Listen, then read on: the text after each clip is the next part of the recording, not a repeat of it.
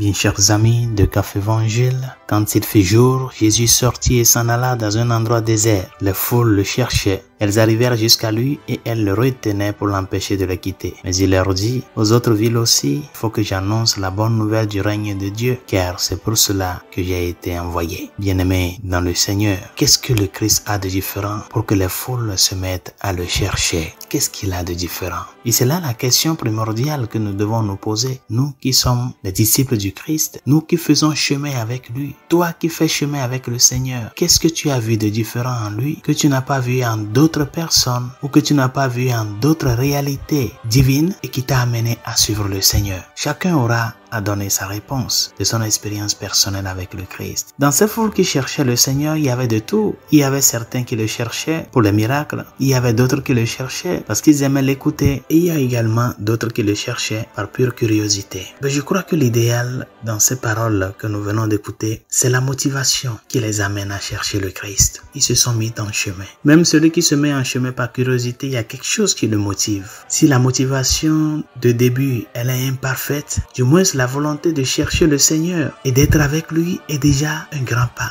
Lui-même, il s'en chargera de purifier ces motivations imparfaites-là tout au long du cheminement avec lui. Et c'est ça le grand défi des chrétiens aujourd'hui. Combien sont ces personnes-là qui ne se préoccupent plus en rien de leur vie de foi? Des gens qui, par des situations de la vie, se sont découragés de la religion, se sont découragés de la pratique de la foi et ont perdu toute motivation pour chercher le Seigneur et être avec lui. Mes chers amis, s'il n'est pas là, la situation serait plus difficile. Si Dieu n'est pas au cœur de notre vie, elle serait plus terrible, ce que nous traversons.